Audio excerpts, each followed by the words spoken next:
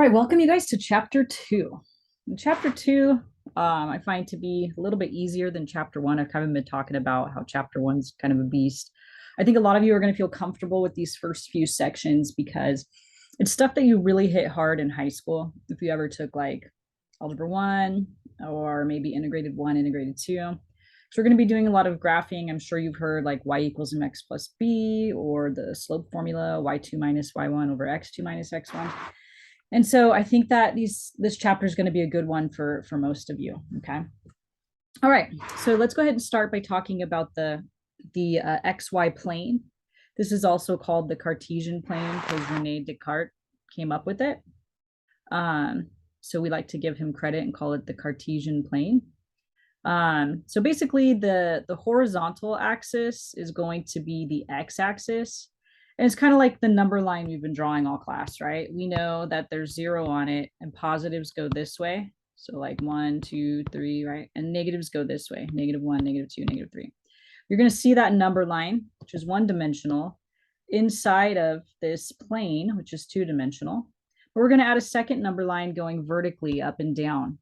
Okay, and that's going to be called the y-axis. So you can see here off to the side, we wrote a little x and a little y just to kind of label it for you. Okay. All right, so up is going to be positive on the y-axis, right? So here's 0 for it. So up would be 1, 2, 3, etc. And down -1, -2, blah, blah, blah. Okay, so it's just going to be our vertical axis. The center where the two axes cross, that is called the origin. So that's the ordered pair 0, 0. But you might also hear me refer to it as the origin. Okay, so just so you're knowing what I'm talking about when I say the origin. All right, so any ordered pair that is given to you will always list the x coordinate first and then the y coordinate second. So you know that you have to move +2 on the x-axis. So that means that we would be moving to the right 2, right? So we'd go to the right 1, 2, and that's where we're at right now. Then after that, you'll do the y coordinate, which is +3. So I'm from that spot, after doing this, I'm going to go up 1, 2, 3. And that is where my dot would go. Okay, so I would have a dot right here, or a point, I should say, to be a little more proper. All right, so that, let me see if I can select this. Nope, it's going to give me too much. All right. Okay, so that dot is going to be labeled, we're going to label it A, since that is problem A, or point A for us, okay? All right, let's try the next one, -4, 6. Remember, it goes alphabetically, X first, and then Y. So -4 on the X. So that means that we would have to move to the left 4. So 1, 2, 3, 4. After we move left 4, we'd have to go up 6. So 1, 2, 3, 4, 5, 6. And that's where we would end up. So let me draw that a little bit better. So that's going to be our point B. All right, let's try C.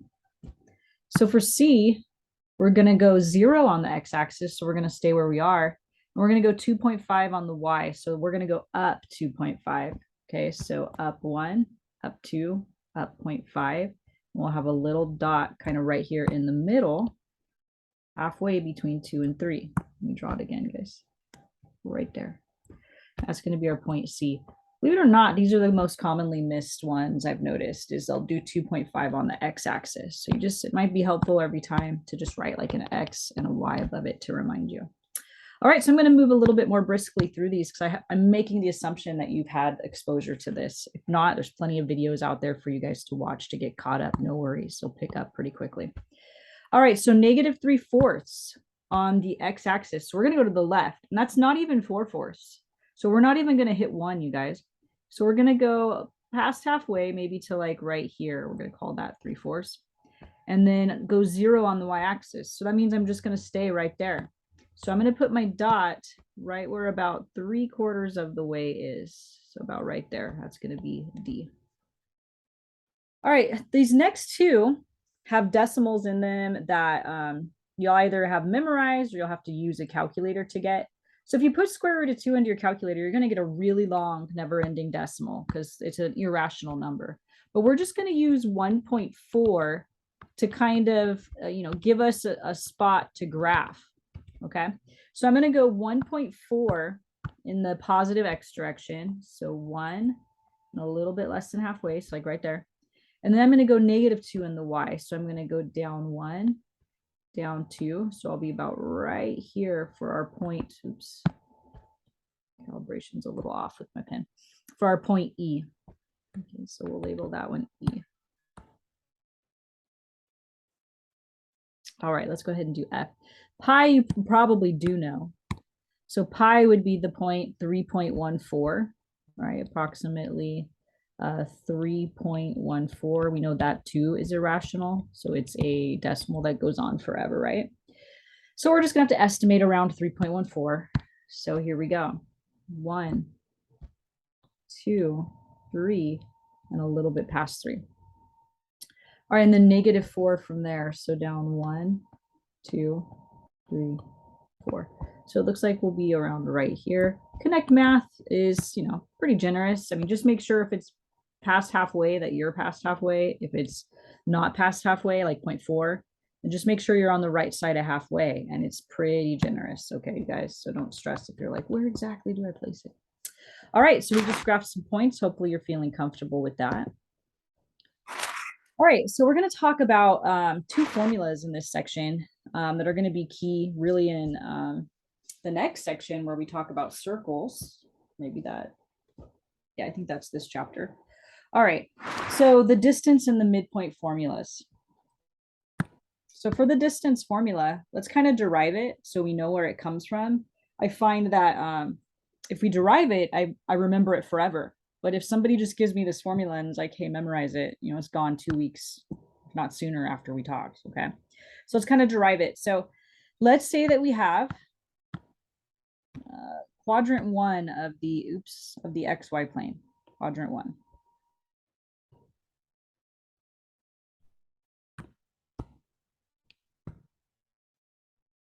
And we've got 2 points in there. We've got 1 point and another point. And it's our goal to find the distance between them. In other words, we want to find out how long, oops, I'm still on array. We want to find out how long that segment is right there. Finding the length of that segment would be the same as finding the distance, you guys. So I'm just going to label that D for now. D for distance. Okay. All right. Now, these points, let's give them actual coordinates so we can do math on them. So the coordinates that we're going to give them is we're going to call this point x1, y1. We're going to subscript its x and y coordinates, okay? So in other words, if you trace down to the x-axis, right there is going to be x1. That's the x coordinate for that point. Okay, so we'll label this x1. And then this way, we went that way, that's going to be where our y coordinate's going to end up. And so that's going to be y subscript 1, y sub 1. All right, and then we'll label the second point. For some reason, when I erase, it does not want to stay. Let me see if I, okay, cool, we're good. All right, I'm going to label the second point x2, y2, okay? Oops, and somehow I just erased everything I did over here, x1, y1. All right, so that's going to mean that if we trace this guy down to the x-axis, we're going to place x2 here. And if we trace this one over to the y-axis, we're going to put y2 there. Okay. All right. So our job is to find out how long this segment is. Well, I'm going to draw a couple lines that will hopefully make you think of using something we've used in this class before. So I'm going to make a right triangle out of this, out of these 2 points. Okay, so it's going to be a right triangle. All right, so we've got that right triangle, and we want to be able to label its sides. So let me draw the same right triangle, okay, over here. Let's drag it up here. Okay. All right, well, we already know that the hypotenuse is D. Now we just have to figure out what these other two sides are, how long they are. And then once we've got that, we'll just use good old a squared plus b squared equals c squared. Okay. All right, so let's go about finding how long these sides are. Now, everything's very abstract. We don't have any numbers. We have x1 and we have x2. But what if I did have numbers? What if this was a 2 and this was a 5, right? And I said to you guys, okay, how long is this distance right here? Which, in other words, how long is this distance up here, right? Well, I think it'd be pretty clear that everybody could say it's 3 long, right? So if you think about what math you did 5 take away 2 to get that distance would be 3 long, right? So you did the further along number minus the earlier number, okay? Well, let's go back to abstract values. So what we're essentially saying is that in order to find this bottom leg of the triangle, we can just do x2 minus x1, or x sub 2 minus x sub 1. Okay. So in a similar fashion, if we wanted to find out how long this vertical side is, we'd go over here and find the distance between y2 and y1, right? So we would have to do y2 minus y1. Okay. All right. So we're going to go ahead and substitute that all into the Pythagorean theorem here. So our C in our problem is actually the letter D. Our A, doesn't matter really who you pick, but let's say that we pick the x2 minus the x1 to plug in for A. And then we'll pick the y2 minus the y1 to plug in or substitute in for B. And then our last step to getting this to look like this formula is we simply square root both sides to find out what D is. I mean, we want to know what D is. We know square rooting gets rid of a squared. So we have our final answer of that distance is the square root of x2 minus x1 squared plus y2 minus y1 squared. So hopefully on the day of the test, right, memorizing this won't be so bad. You're like, okay, it's just a Pythagorean theorem. So the plus sign has to be here in the middle because we know it's a squared plus b squared. And then these other pieces were minuses, right? Because we had to subtract to find the distance or the length of each one of these legs, okay? All right, so maybe maybe you won't remember the whole thing, how to derive it, but maybe that'll help you with the signs. I've noticed most students, if they're gonna mess it up, they actually mess up the signs. They're like, dang it, do I put the plus here or the plus there? Well, now you know, just it's Pythagorean, so it's a squared plus b squared, right? All right, so let's use this. Probably helpful to have a calculator ready. I'm not sure. Let's go ahead and find out. All right, so I'm gonna write down the formula every time. It grounds me, but it also helps me to memorize without like having to sit down and flashcard myself in more of a natural way. I kind of memorize it naturally. All right, so we're gonna go up here and we're gonna label these ordered pairs. So the first ordered pair, it's X. Well, I'm gonna call it X1 and it's Y1. And for the second ordered pair, X2, Y2. We're simply going to substitute all of that into this equation.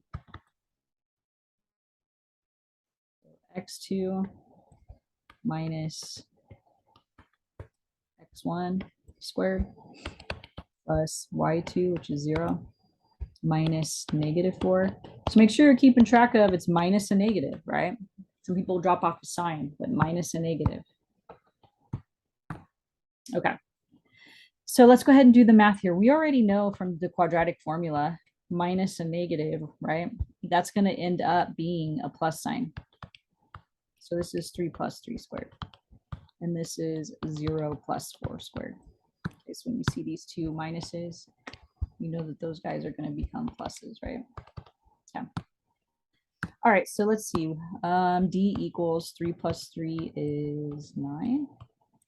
0 plus 4. Oops, I forgot my squared. 0 plus 4 is 4. So it looks like it's going to be 81 plus 16. Let me just check my math. Whoa, did I say 3 plus 3 was 9, you guys? Hello. 3 plus 3 is 6. Okay, just kidding. All right, so then that's actually going to make this what? 36 plus 16.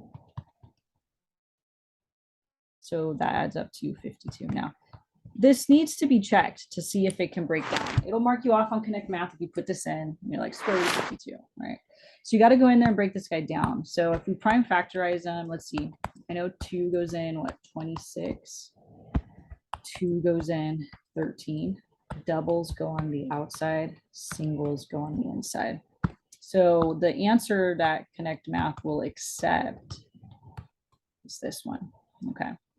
So the directions say to give an exact approximation, exact distance and the approximate distance, right? So let's go ahead and give those, okay? The exact and the approximate. Oops.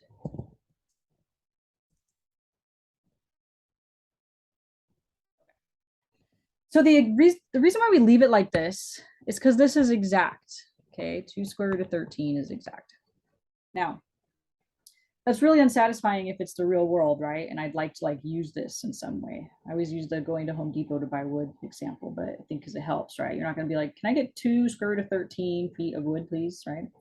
You need to know what that is. So I'm busting out my calculator right now, you guys. Give me a second. Square root of 52 is what I'm going to put in. I'm getting like 7.2, blah, blah, blah. What does it say?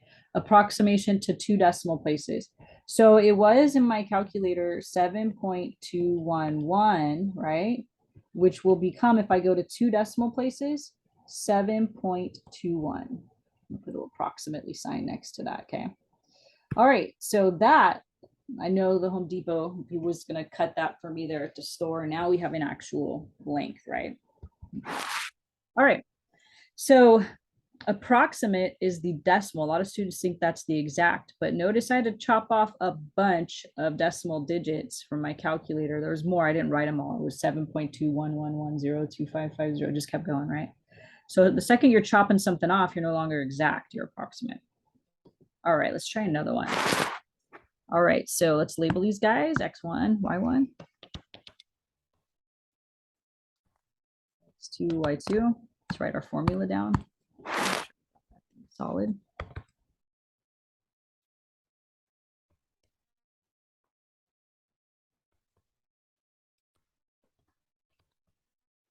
Alrighty. Substitute in. So D equals the square root of X2 is 3.8. X1 is negative 1.2. Y1 is 1.5.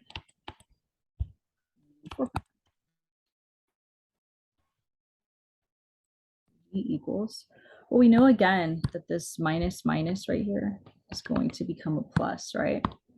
So we really need to add 3.8 and 1.2. And luckily that's a nice number. It's just 5, you guys.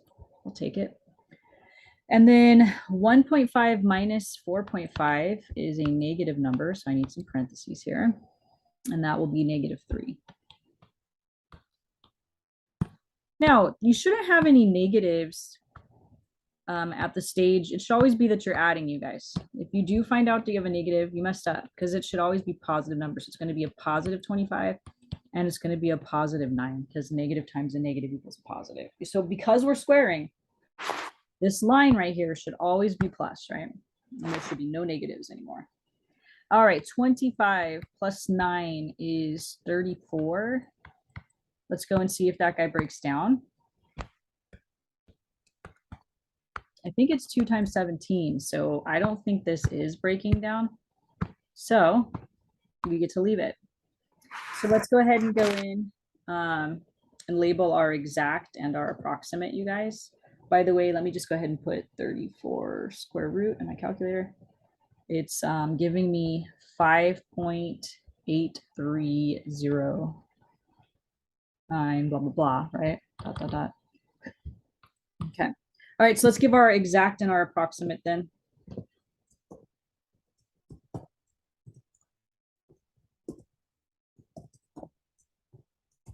Okay, so the exact is the one with the square root, or the one we haven't rounded. I'm going to round in the second decimal digit, so 5.83, you guys. 5.83 approximately.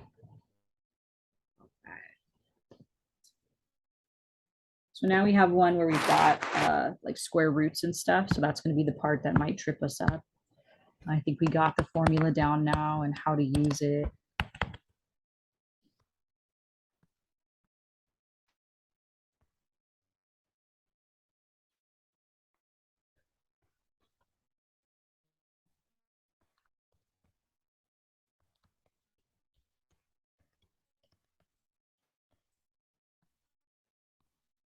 All right, so we got D equals. All right, dun, dun, dun, dun. Let's see, x2, so negative root 3 minus x1 minus a negative. So that's going to become plus, right? You guys, minus a negative will become plus. We've done a few. I think everybody's there. And then y2 minus y1. All right. So these aren't as bad as they look. They look horrific. You're like, oh my gosh, how do I do that? But you're just combining the numbers in front. You're leaving the root part alone. So there's like a -1 in front of this root 3, right? So that -1 has to combine with this +6 through addition, right? So -1 plus 6 is 5. So this is going to be 5 root 3 inside. And then same thing over here. There's a 1 in front of the root 6, you guys. So don't forget that. So 2 root 6 minus 1 root 6 would just be 1 root 6. Okay. So we're going to square these things. When we square these things, 5 root 3 getting squared, you're just going to square each piece. The 5 is going to get squared and the root 3 is going to get squared. Sorry, the program starts glitching. There we go. So that's going to get us 25 times 3. Remember, when you square a square root, they undo each other. And so this is going to become 75, right? So if we go back to our problem, we're just going to insert a 75 right here. And so the root 6 squared, well, we know they cancel each other out, right? We know this is what's happening. So it's just going to become the number 6. All right, so that's going to get us square root of, ooh, nice number, square root of 81, right? So it looks like the distance is going to be 9. Now that would be both the exact and the approximate, right?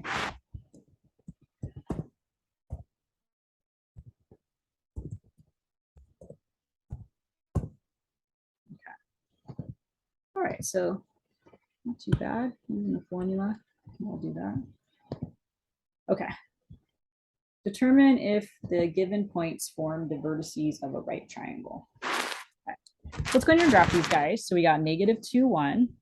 So -2, 1. I'm going to graph. I'm going to label an A there. 2, 5. 1, 2, 3, 4, 5. That's going to be B. And then 5, 1, 2, 3, 4, 5, 2, right? That's going to be our C. Now you don't want to use looks like. As you know, it could be an 89-degree angle instead of a 90-degree angle. The naked eye isn't going to spot that 89-degree angle, right? So don't go, yep, looks like it. I'm going to say yes. Okay. We have to go in there and verify that it indeed is. Okay. So, you know, how do we go? First of all, I think we can all see that right here at angle B. That's where we think that it might be the 90-degree angle or the right angle, if anywhere, right? These other two angles are obviously acute, so I wouldn't put the right angle there. All right, so, you know, if this is a right triangle, then the Pythagorean theorem should hold, right? If this is a right triangle,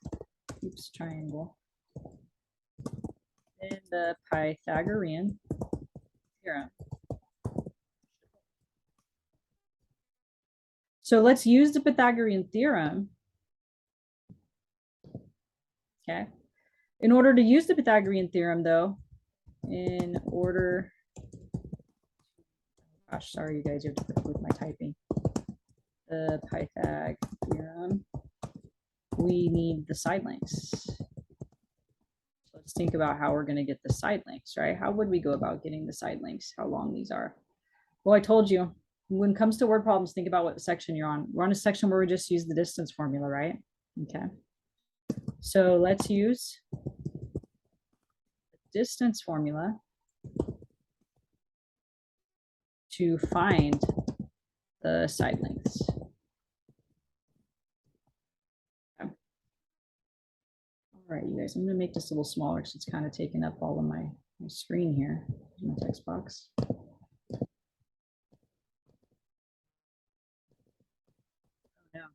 Let's see, what if I do this? There we go. All right. Let's go 36. Okay. All right. So just a little tidbit as a side note. I don't know when this will come up in your life. Right now it will. It's come up in my life quite a bit, but I find ways to use math in my life. You know, it comes up. The diagonal of a square where the side lengths are 1 on the sides, which they are in this case, is √2. So for example, this diagonal right here would be a √2, this diagonal right here would be a √2, this diagonal here would be a √2, and another √2. So my claim is that that side length would be 4 √2 long. Who knows, you might use that. Doing something around the house, whatever. But let's go ahead and check that. So if we want to find out how long segment AB is, right? Then we're going to go ahead and use the distance formula to that. I'm trying to move that down, but it's making me select it all. All right, so if we use the distance formula to it, okay. No, I do want to move that down because there's a few things that I want to write down. No, you know what? The points are up there, huh?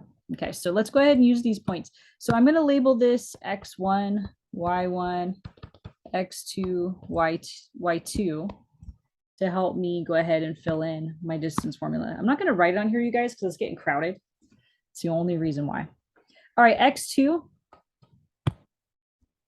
is 2 minus x1, which is -2. Plus, we'll do y2 minus y1 squared. Okay. All right, so we know that the minus, right here, or minus a negative, is going to become a plus. So this is really 2 plus 2. Meanwhile, 5 minus 1 is what? 4. And so this is also going to be a 4, right? So 4 squared plus 4 squared. In other words, 16 plus 16, 32.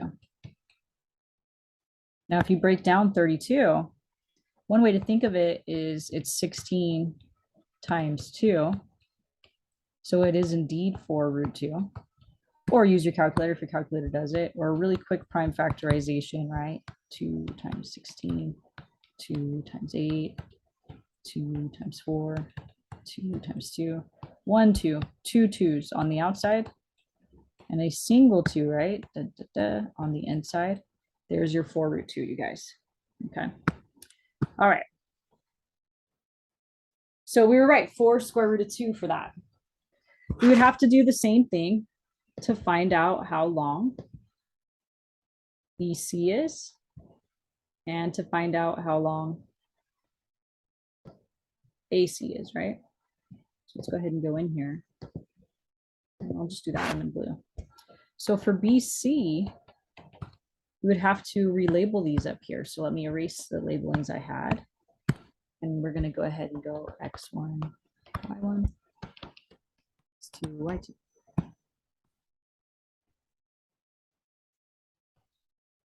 All right, x2 minus x1 squared plus y2 minus y1 squared. On a side note, it is going to be 1, 2, 3 diagonals. So it's 3 √2 for this length, I believe. But let's go and get that. All right, 5 minus 2 is 3. 2 minus 5 is -3. 3 squared is 9. -3 squared is also 9. So it's the square root of 18. But 18 is 9 times 2. So it is indeed 3 √2. Oops, 3 root 2. All right, now that only works for perfect diagonals, right? If you have some square, that's the diagonal. If you have a square and it's going like this, that's not a diagonal, right? So when we look at this last side, I'd have to use the distance formula on this last side because the lines aren't going through perfect diagonals. Let me just show you what I mean, right? Up here, this isn't a perfect diagonal for this square, right? And so because it's not going through perfect diagonals like these ones were up here, right? We're going to have to use the distance formula to get it, but that's fine. That's great practice for us. All right, so we're looking at AC now. Oops. So we are going to have to relabel again, right?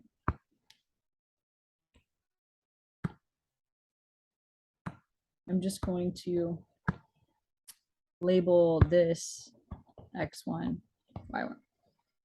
All right, so x2, 5, minus x1, -2, so that should become plus. y2, which is 2, minus y1, which is 1. 5 plus 2 is 7. 2 minus 1 is 1. So this is going to be 49 plus 1, 50, which is what, 25 times 2? So it looks like it would be 5 root 2. So we have found out the side lengths for all of these. But now we have to check or verify that with the Pythagorean theorem, does this work? So we have to do a squared plus b squared equals c squared.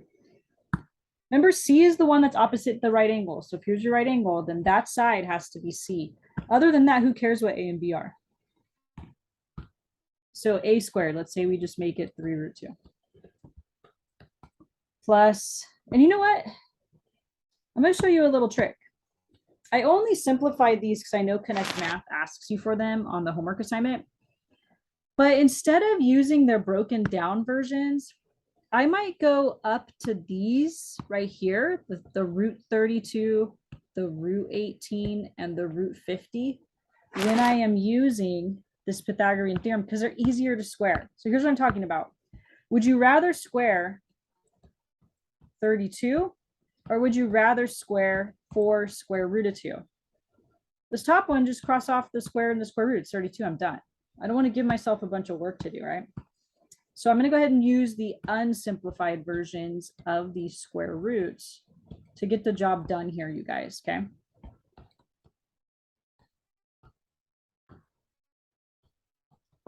And then 50 was the biggest, right? So that's obviously my C, my hypotenuse.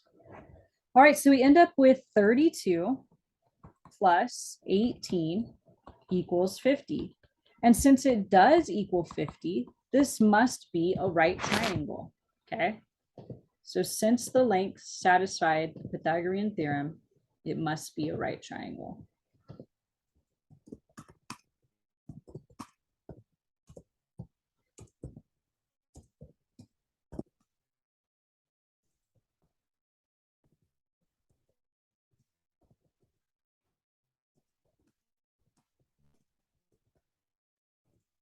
It must be a right triangle. Okay. I'm going to box that because that is our conclusion, you guys, that this guy is a right triangle.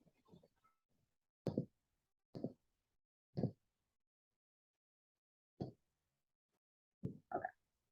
All right, so it's kind of a lot of work for one problem, but hopefully the big picture is there. Okay. So our next formula is going to be the midpoint formula.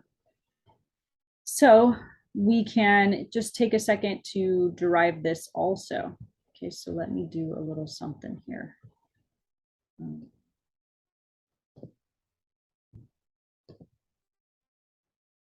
going to go ahead and copy this, add a slide in real quickly. And then I am going to copy the formula so I have space to derive it for you guys, okay? Okay. All right, so what we're going to do here on the midpoint formula is let's draw our quadrant 1. Okay. We're going to have 2 points again. Oops, but our goal this time is to find the middle of these 2 points, okay? We're going to give these 2 points the same exact labeling. X1, Y1, X2, Y2. Now, when we say that we want to find the midpoint, is if we drew a line between these, oops, I'm still stuck on that. If we drew a segment between these, right, a line segment, then the midpoint would be the point that lies exactly in the middle. That's what we're trying to find. We want to know what is the ordered pair for that, where does that lie, okay? So we're going to use our same setup as last time, where this would be X1, X2. And I always end up putting this right where I don't want it to be. I think I would learn. All right, Y1 and Y2. Okay. And I'm just going to put the ordered pair right here because it doesn't matter in this particular problem. I don't have to draw a right triangle. Oops, Y1.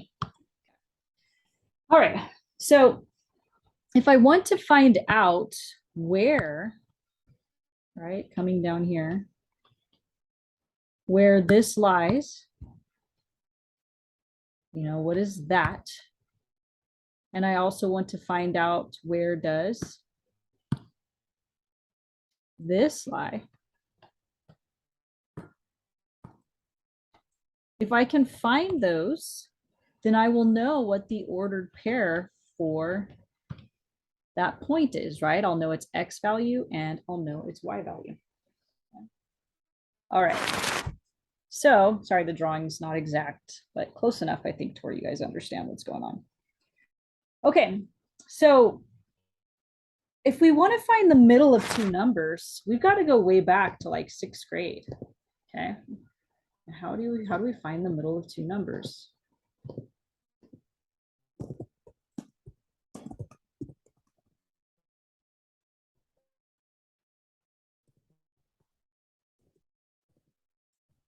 Well, finding the middle is the same as saying finding their average. So we need to find their average. You guys probably remember how to find the average of some items. You add them all up and you divide by however many of them there are, right? To find their average, add them up and divide by, in this case, 2, since there's only going to be 2 items that we're trying to find the middle of. So, I mean, let's go back and put some numbers in. We can go back. Let's say this is 2. And let's say that this is 8. And we want to find the middle, right? Well, what we're saying is we'll just go 2 plus 8 divided by 2 since there's 2 of them. So 10 divided by 2, so 5. So our claim is that 5 would be smack dab in the middle. And that makes sense because it's 3 away here and it's 3 away here, right? Okay, so it worked. So adding them up and dividing, finding their average, dividing by however many of them there are, right? That's what's going to be able to get it for you. So if you think about that, that's where the formula comes from, right? If we do x1 plus x2 and we divide it by 2, that's going to get me this x coordinate right there. Okay. So let me just draw an arrow to that. And I'm going to put x1 plus x2 divided by 2. And then y1 plus y2 divided by 2 will find the other question mark for us, right? It's going to find out where does this point lie at? Because we'll just be taking the average of these 2 y values this time. Okay. So it's really just finding the middle is finding the average. So it makes sense that we're doing this adding and then dividing. We know that's how we find the mean or the average of something.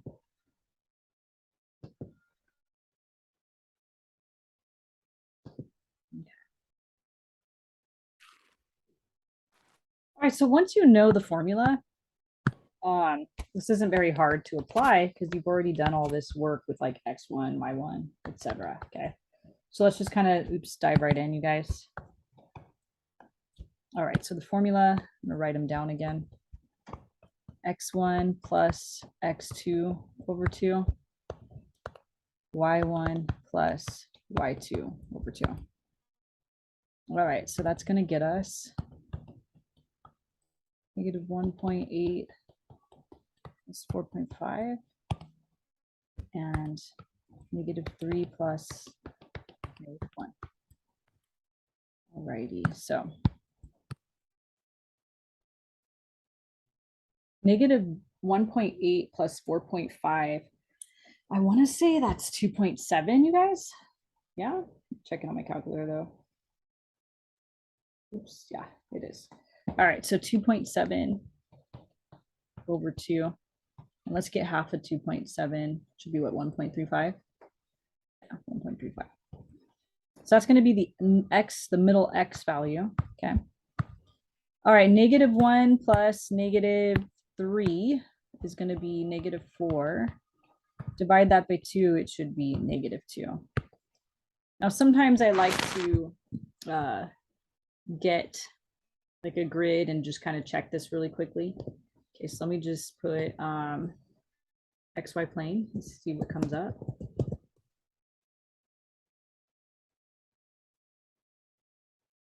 Does that work?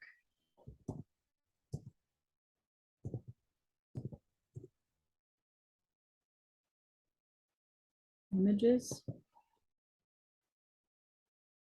All right, so let me just grab this. I think this will do it, you guys. All right, so let's see if this worked. If we go to negative 1.8, that'd be about right here, and then down 1, 2, 3, so maybe around right there.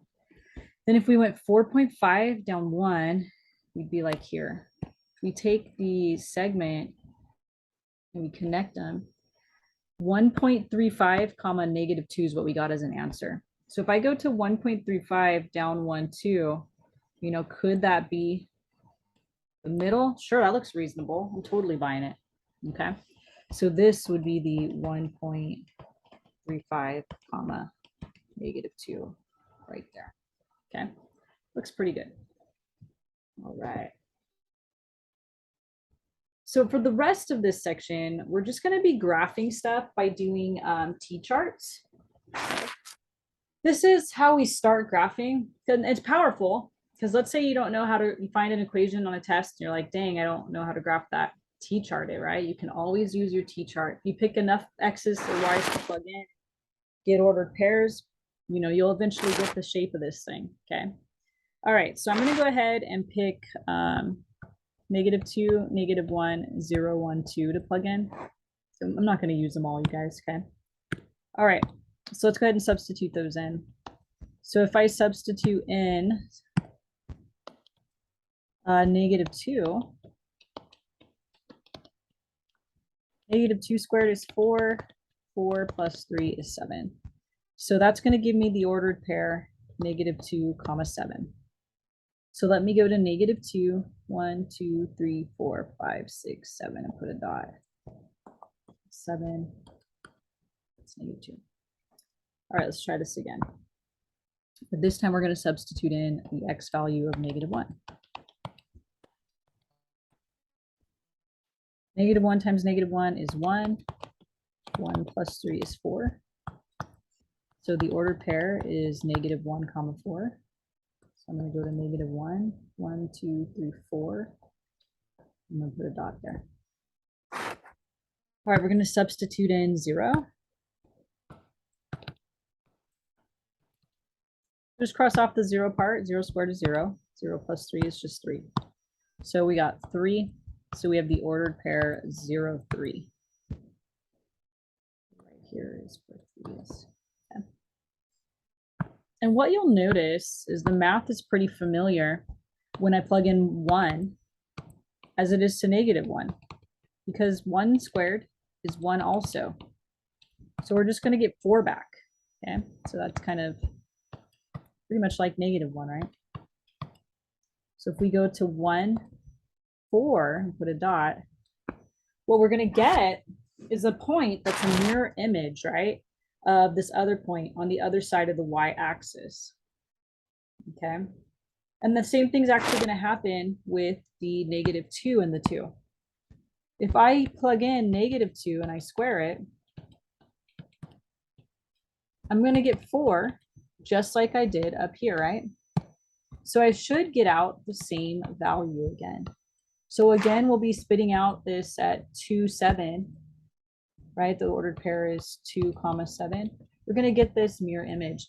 And so because of that mirror image, the graph of this will be symmetric with respect to the y-axis. Whatever I draw on the left-hand side of the y-axis, I'm going to be drawing the exact same thing on the right-hand side of the y-axis. This is actually what we call a parabola. Okay. So we're looking at a parabola. All right, let's try this one. Now we can't substitute in anything that we want. Okay, so I can't substitute in like -4, for example. When I go in here and I put a -4 in, you guys, it ends up giving me the square root of -1, which we know is imaginary. We can't graph imaginary numbers on the xy plane. That requires the complex plane, okay?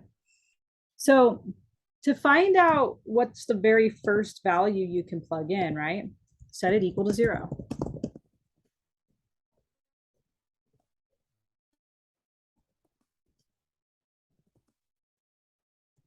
So if we set the x plus 3 equal to 0, we're going to get that x equals -3, right? -3 is going to be the first value I can plug in. And I'd have to go up from there. -2, -1, right, etc. We just showed -4 didn't work, you guys, so I can't go that way, which means I must go the other way. And you know what? I'm going to try to pick some numbers, well, that are good, that'll work. So -3 is good because -3 plus 3 is going to be 0, right? So if we substitute in -3, -3 plus 3 gets me the square root of 0, which is 0. -2 is also good because if I substitute in -2 plus 3, it's going to give me the square root of 1, which is 1. I'm going to do an ugly one just so that you appreciate when we do a good one. If I substitute -1 in, it's going to get me the square root of 2, which is not something I know. It's about 1.4, right? Okay. You know what? -1, 1.4. Okay. But I want to try to find values that aren't going to make me graph 1.4. So I have to think about what's going to be nice here. We've already done the square root of 0. We've already done the square root of 1. The square root of 4 I could do. So how about I pick 1? If I plug in 1, you guys, let's see what happens. 1 plus 3 is 4. Square root of that's 2. So that gave me a nice number. The next perfect square after 4 is is 9. So let me see what would make it add up to 9. 6. 6 plus 3 is 9. And the square root of 9 is 3. So 6 plugged in gets us 3. All right, I haven't been writing these down, have I? Okay. All right, so let's go ahead and graph these. So -3, 0 is right here. -2, 1 is right here. 1, -1, 1.4, right there. 1, 2, and then 6, 3 is kind of off our graph, but it'd be right there. And that makes sense because this is the square roots function, like square root of x, is a half of a sideways parabola. So we've just graphed our half of our sideways parabola here. Okay, the other half would not be graphed because when you square root, you can't get negatives out. And so that piece down there would be the negative branch of it. So that will not be in the picture. Okay. So this idea of setting this equal to 0 is kind of going to get used a lot to make sure that we pick good numbers in our t-chart. I would probably even do it on this next one. Okay. So a couple things about this next one. Let me see where we are, by the way. Sorry. I wouldn't go picking x's. Plugging in x's on this one wouldn't be very good. Okay, so I'm going to type that up here. Let's plug in y's instead of x's. It's going to make our life easier, okay? You don't have to plug in x's, okay? Let's plug in y's instead of x's. Now to find what we should plug in, we're going to set it equal to 0, okay? So again, to find what y values to plug in, set it equal to 0. When I say it, I know that's bad language, but I think that it'll be clear right here. So we're going to set y minus 4 equal to 0. And that's going to get me positive 4. Now, this is different than the square root. You can't just square root any old number. So when we got the 3 last time, we only went one way to the 3. We went up. We didn't go down, right? Okay. Well, on this case, I can absolute value anything. So I'm going to put 4 in the middle. I'm going to go less than 4, and I'm going to go greater than 4. And that is going to get me, oops, those are y values though, huh, you guys? Just kidding. Picking y's, not x's. Oops, cannot count. 5, 6. Okay. So we're going to substitute those values in. Let's see what we get.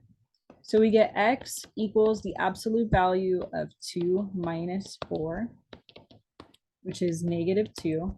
But when you absolute value it, you get positive 2. So 2, 2 is going to be our first ordered pair. So we're going to go to 2, 2, and we're going to put a dot. All right, let's go ahead and substitute in 3 this time.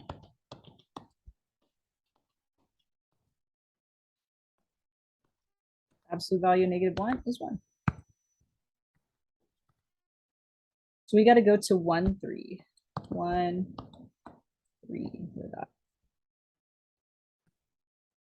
All right, now we're going to substitute in 4. And we already know what happens when we substitute in 4.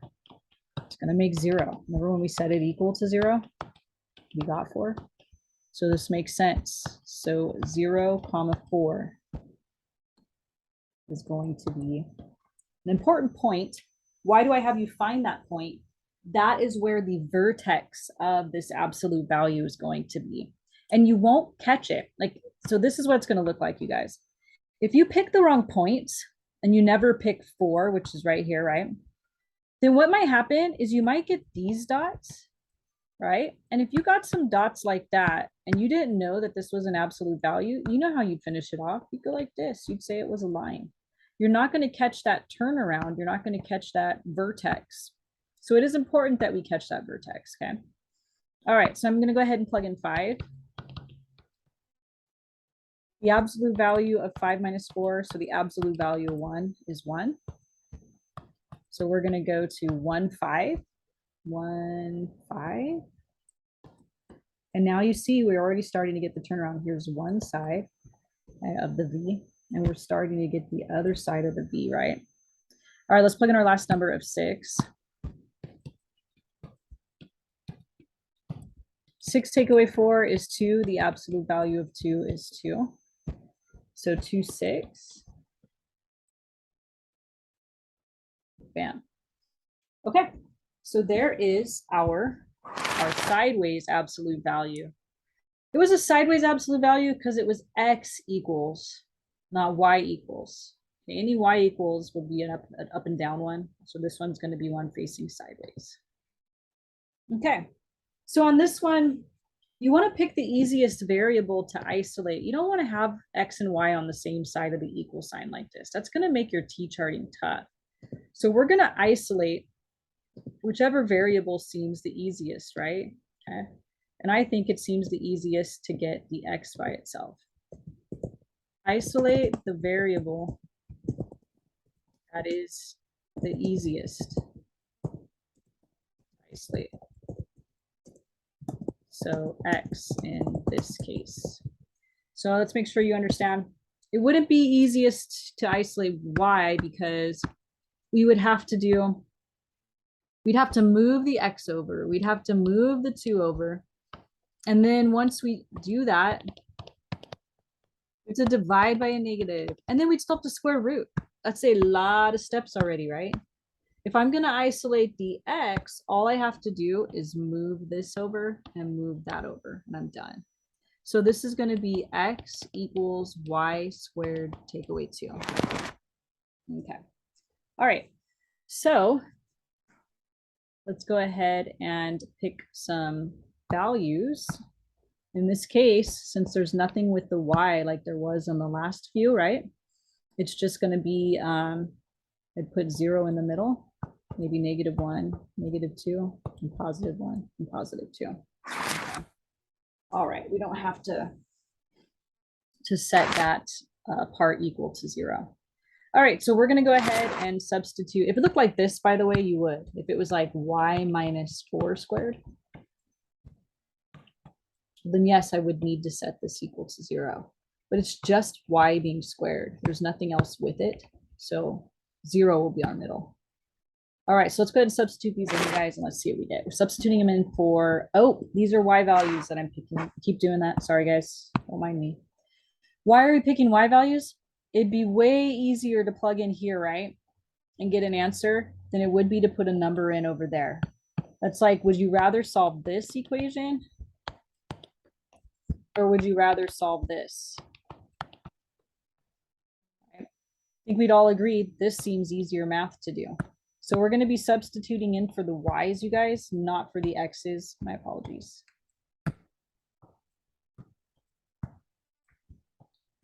Okay, so let's go ahead and substitute these in for the y's, and let's see what we get.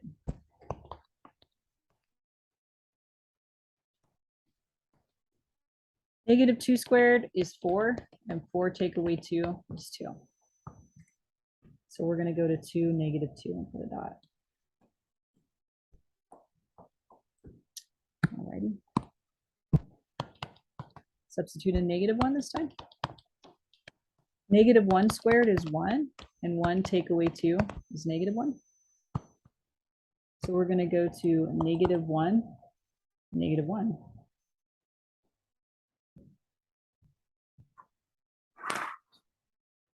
All right. We're going to substitute in 0.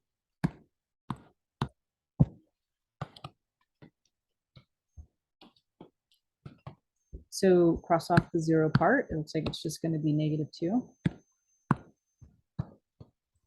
So we're going to go to -2, 0. And that should be the vertex of the parabola. That's our middle number. That should be the vertex, right? All right, so I'm going to substitute in +1 this time. Well, 1 squared is 1, and 1 take away 2 is -1. So we're going to get that mirror image again, you guys. Let's see, what's the ordered pair? -1, +1.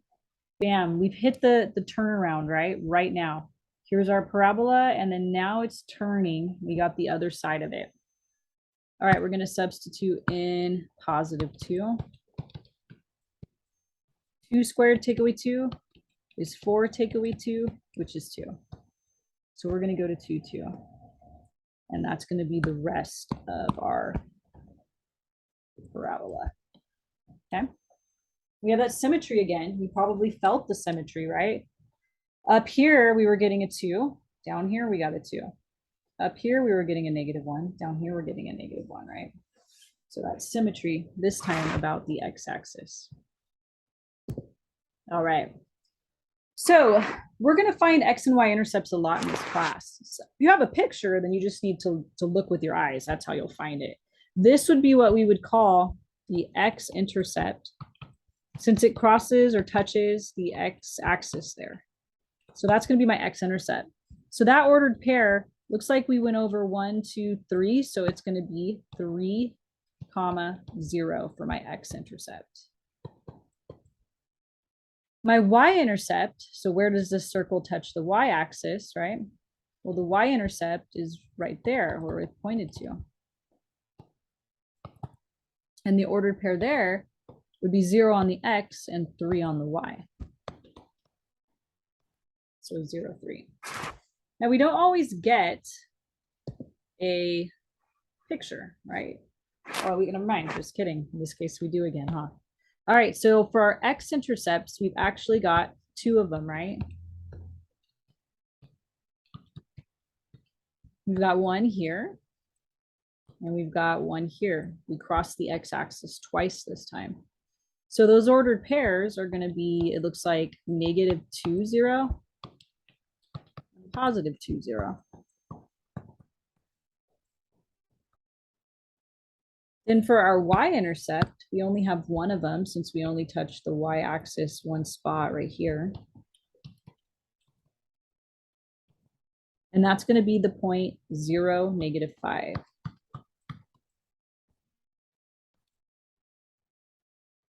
All right.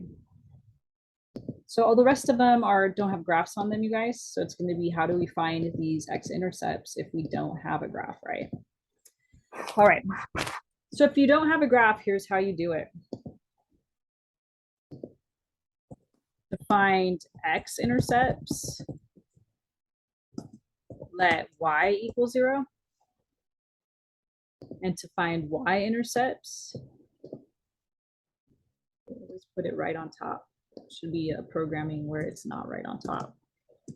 All right, to find y-intercepts, let x equal 0. So there's these kind of these opposites, right? To find x, you let y be 0. To find y, you let x be 0. And that should make sense if you just go back to your pictures, right? On my x-intercepts, I mean, what do you notice about your x-intercepts? Your y values are 0 because you haven't moved up or down. When you come over here and you look at your y-intercept, your x value is 0 because you haven't moved left or right. So it makes sense why we're setting what we're setting equal to 0. Okay. All right. So let's go ahead and do that. So we're going to substitute in a 0 for the y on this one. So we're going to solve. Okay, so this is going to be, you could basically think about crossing that 0 off, right? So we have -x² equals 9. If we divide by a -1,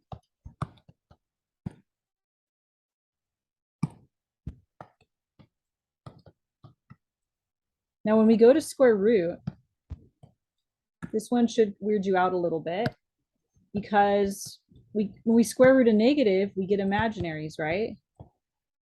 So what does that imply when you have an imaginary x-intercept? That there are no x-intercepts. And just to let you know, you guys, this is the graph of this is an upward facing parabola. It actually looks like this. It goes through 9 and it faces upwards. So it doesn't have any x-intercepts. Here's my x-axis and it never touches it. So that's a possibility to get none. All right, let's go ahead and find our y-intercepts then. So now we're going to let x be 0. Oops. Well, we can cross off the 0 part. You just get that y equals 9, right? Now don't write that down because Connect Math will mark you off. You have to describe this point right here, this ordered point in the graph. So it needs to, or this ordered pair in the graph. So it needs to have an x and a y. So the x was 0 while the y was 9. You've got to write it as an ordered pair or else Connect Math will mark you wrong, okay? All right, I'm just going to rewrite this again until we like slowly, memorize it. So we're going to use it a lot. Find intercepts y equals 0. Find y-intercepts let x equals 1. All right.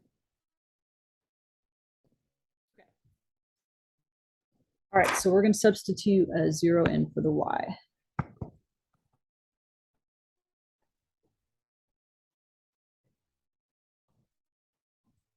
Just cross off the 0 part. So we're looking at the absolute value of -3. That's +3. And 3 plus 2 is 5. Again, don't put this in, you'll get marked wrong. You've got to describe the point, the ordered pair. So if x was 5 while y was 0. That's going to be your x-intercept. All right, let's go in here and get our y-intercept. So now we're going to substitute a 0 in for the x.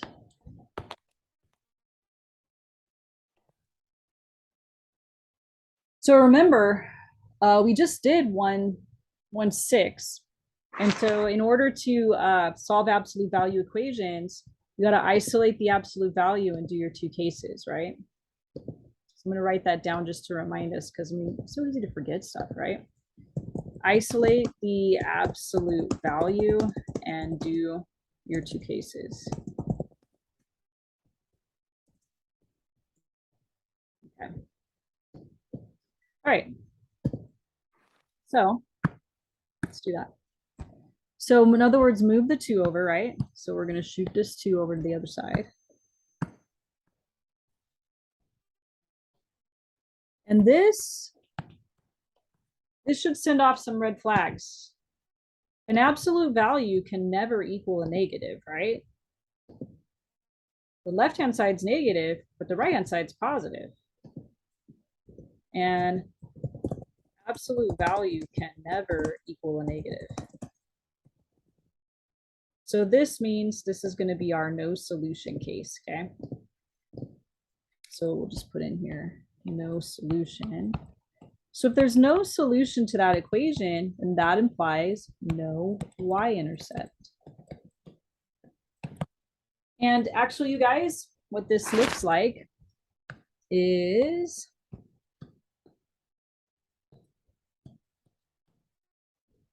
let's see here.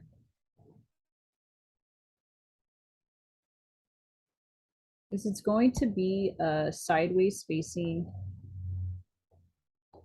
absolute value graph like that.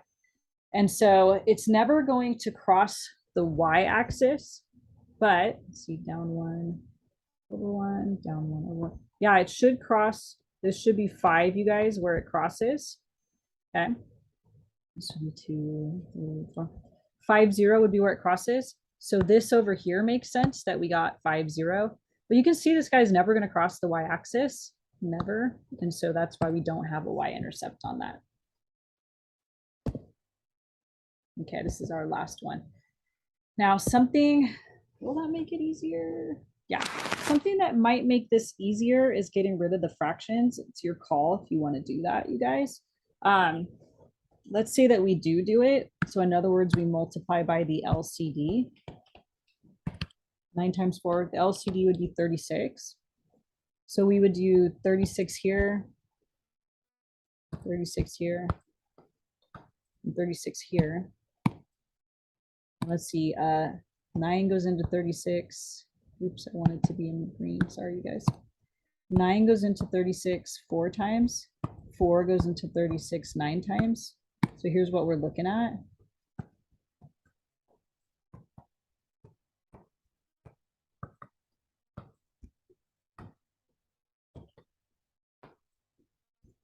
So then we can do the plug in 0 for x and plug in 0 for y, right? Okay.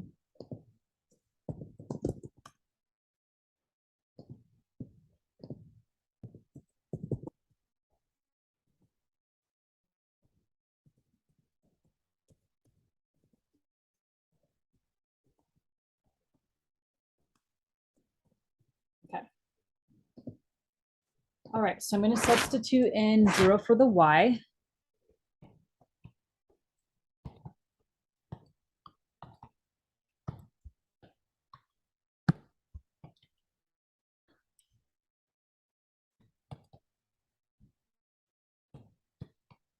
Zero plus 3 is 3.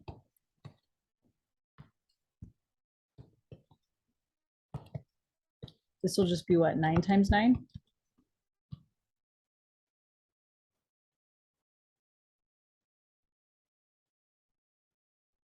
You know, I feel like this would have been easier if I didn't eliminate the fractions, actually. You know what? I'm just going to keep going with it, you guys. We already did it. 9 times 9 is 81. Okay, but in hindsight, I can see I shouldn't have got rid of the fractions, you guys. Turns out it wasn't easier.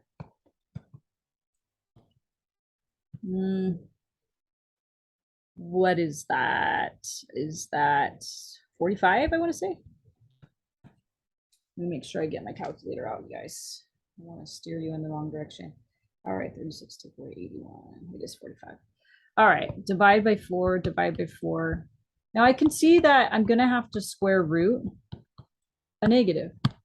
And what did we just say about square rooting a negative? It's imaginary, which implies no x intercepts. Okay. All right, let's go in here and get some y-intercepts. So we're going to put 0 in for the x. So if we do that,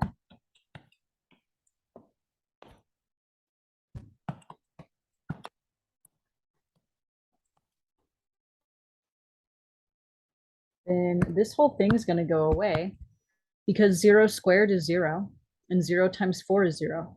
So that whole thing is gone. So we're just looking at this, right? So I'm going to go ahead and divide the 9 out.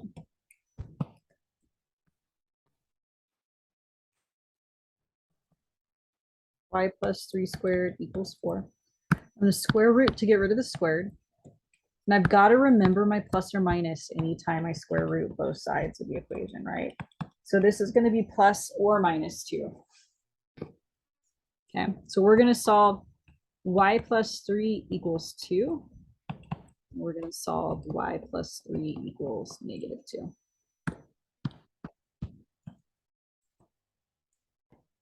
Okay, you guys, I'm getting negative 1 off of this one.